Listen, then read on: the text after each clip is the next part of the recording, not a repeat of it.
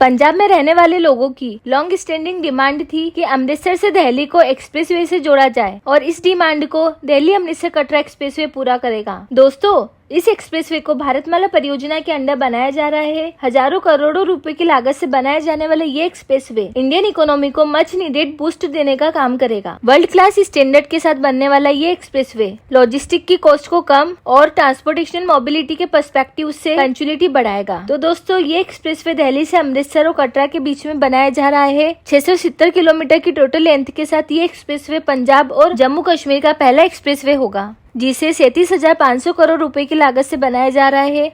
इस एक्सप्रेसवे के बनने के बाद दिल्ली से अमृतसर का डिस्टेंस 5 घंटे में कवर किया जाएगा, जिसमें अभी 8 घंटे लगते हैं, और दिल्ली से कटरा का डिस्टेंस 8 घंटे में कवर किया जाएगा, जिसमें अभी 12 घंटे का समय लगता है। दोस्तों, इस एक्सप्रेसवे की अलाइनमेंट जनवरी 2019 में हुई थी। रिपोर्ट के मुताबिक जम्मू और कश्मीर गवर्नमेंट ने इस दिल्ली कटरा एक्सप्रेसवे को इनिशियली प्रपोज किया था। हालांकि नितिन गडकरी जी ने चेंजेस कर इस प्रपोज्ड एक्सप्रेसवे को अमृतसर तक बढ़ाया, क्योंकि यहाँ सालाना 4 मिलियन टूरिस्ट आते हैं, इसलिए इस प्रोजेक्ट को बढ़ाया गया और भारतमाला परियोजना के अंडर लिया गया। ये एक्सप्रेसवे पूरी तरह से ग्रीनफील्ड और ब्राउनफील्ड एक्सप्रेसवे है। NHAI national highway authority of India इसे बनवा रही है। इस एक्सप्रेसवे को 120 किलोमीटर पर ओवर की स्पीड लिमिट को ध्यान में रखते हुए डिजाइन किया गया है, कई सेफ्टी मेजर्स के साथ, और 50 साल की डिजाइन लाइफ होगी इस एक्सप्रेसवे की। इस एक्सप्रेसवे को बनाने के लिए पंजाब में 14,000 एकड़ का लैंड एक्वायर किया गया है और हरियाणा में 5,000 एकड़ का लैंड एक्वायर किया गया है। इस पूरे एक्सप्रेसवे में total 31 interchanges, 14 railway bridges, 11 flyover, 6 major bridges और कई अंडरपासेस भी बनाए जाएंगे। इस एक्सप्रेसवे के कई सेक्शंस में हाइब्रिड मॉडल का इस्तेमाल होगा, जिसमें 40% कॉस्ट गवर्नमेंट इन्वेस्ट करेगी और बाकी 60% प्राइवेट कंपनीज, और बाकी सेक्शंस में इंजीनियरिंग, प्रोक्योरमेंट और कंस्ट्रक्शन मॉडल का यूज होगा, जिसमें कंस्ट्रक्शन कंपनीज रिस्पॉन्सिबल होती है डिजाइनिंग और कंस्ट्रक्शन के लिए। फिर प्रोजेक्ट को कंप्लीट करके गवर्नमेंट को हैंडओवर कर दिया जाता है। इस एक्सप्रेसवे की लैंड एक्विजिशन 2020 में स्टार्ट हुई थी, 2022 में कंस्ट्रक्शन स्टार्ट हुआ और दिसंबर 2025 तक इसे कंप्लीट करने का प्लान है। इस एक्सप्रेसवे के दोनों साइड्स प्रॉपर क्रैश बैरियर्स और बैरिकेड्स का इंस्टॉलेशन होगा, और साथ ही राइट ऑफ वे के दोनों ओर बाउंड्री वॉल्स का निर्माण भी होगा, जिससे एक्सप्रेसवे पर किसी भी प्रकार के वाइल्ड लाइफ एनिमल्स और डोमेस्टिक एनिमल्स प्रवेश नहीं कर पाएंगे, जिससे एक्सीडेंट्स की रिस्क तो कम होगी ही, उसके साथ साथ ट्रैफिक का भी बिना कोई हर्डल्स और कंजेशन के फ्री फ्लो हो पाएगा। दिल्ली अमृतसर कटरा एक्सप्रेसवे के कैरिज वे या कहे पेमेंट फ्लेक्सिबल टाइप का होगा, जिसकी डिजाइन लाइफ मिनिमम 50 ईयर्स की होगी। एक्सप्रेसवे पर एडवांस ट्रैफिक मैनेजमेंट सिस्टम को भी इम्प्लीमेंट किया जाएगा। इसके साथ ही इस पर रेगुलर इंटरवल्स में CCTV cameras, emergency calling booth, trauma centres, fuel station और वैसे एमिनिटीज भी डेवलप होगी। और इस एक्सप्रेसवे के ओवरऑल कंस्ट्रक्शन में approximately 14 crore 47 lakh cubic metres of earthwork, 75 lakh cubic metre of granular subbase, 6 lakh 44,000 metric ton of bitumen, 19 lakh metric ton of cement, 21 lakh metric ton of sand, 3 lakh 84,000 metric ton of steel, approximately 4 crore cubic metre of fly ash और 4 crore 60 lakh kilo litre of water का इस्तेमाल होगा। दोस्तों, अब हम बात करते हैं कि इस एक्सप्रेसवे को बनाया क्यों जा रहा है, यानी इसके रीजंस क्या है। तो दोस्तों, नॉर्थ इंडिया में इंडस्ट्रियल ग्रोथ के लिए ये एक इम्पोर्टेंट प्रोजेक्ट साबित होगा, जिससे ट्रेड और कॉमर्स भी बढ़ेगा और इसके साथ साथ टूरिज्म में भी बढ़ोतरी होगी।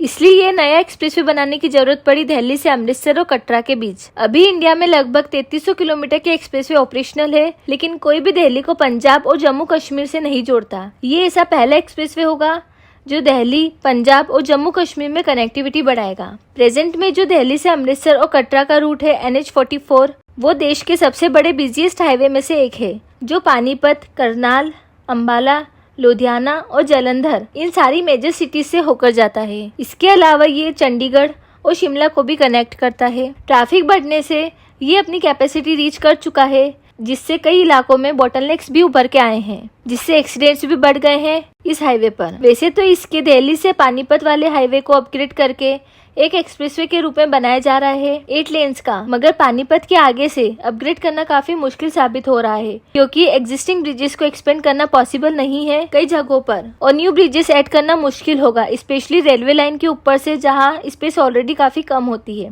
इसलिए एक ऑल्टरनेट रूट बनाने की जरूरत पड़ी, जो ज्यादा डायरेक्ट भी है और कंट्रोल एक्सेस भी होगा साथ में। इससे काफी डिस्टेंस और टाइम बचेगा ट्रेवल करने में। इस एक्सप्रेसवे को कई हिस्सों में डेवलप किया जा रहा है। इस एक्सप्रेसवे के 2 फेस होंगे जिनमें कई पैकेजेस होंगे। ये एक्सप्रेसवे नकोदर के पास से 2 हिस्सों में बट जाएगा। पहला अमृतसर की ओर जो सुल्तानपुर लोधी, गोइंदवाल साहिब और खडूर साहिब से होते हुए दिल्ली को अमृतसर से जोड़ेगा और दूसरा कठुआ और जम्मू से होते हुए कटरा जाता है। रोड ट्रांसपोर्ट और हाईवे मिनिस्टर नितिन गडकरी के मुताबिक इस प्रपोज्ड एक्सप्रेसवे के दौरान सिखिज्म के 5 गुरुज की पॉलिसिटीज को कनेक्टिविटी मिलेगी। यूनियन मिनिस्टर ने भी कहा है कि अमृतसर से गुरदासपुर की रोड भी पूरी डेवलप की जाएगी और इसे सिग्नल फ्री बनाया जाएगा।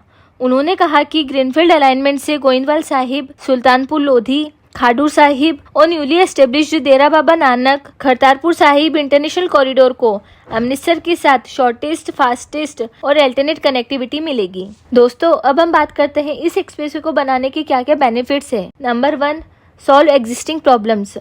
ये एक्सप्रेसवे ग्रेड सेपरेशन से कई प्रॉब्लम्स को भी सॉल्व करेगा, जैसे कि इंटरसेक्शंस क्रॉसिंग और सिग्नल्स हट जाएंगे और सिटी को बाईपास किया जा सकेगा, जिससे NH44 में कंजेशन कम होगा और एक्सीडेंट्स में भी कमी आएगी और इकोनॉमिक एक्टिविटीज बढ़ाने में भी मदद करेगा।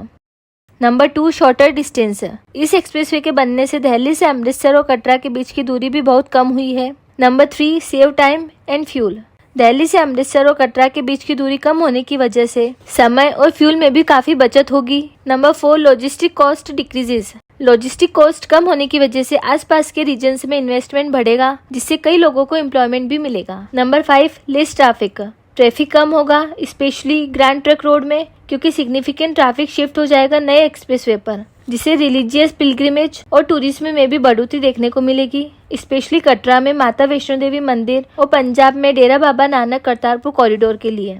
दोस्तों, अब हम बात करते हैं इस एक्सप्रेसवे में क्या क्या इश्यूज है।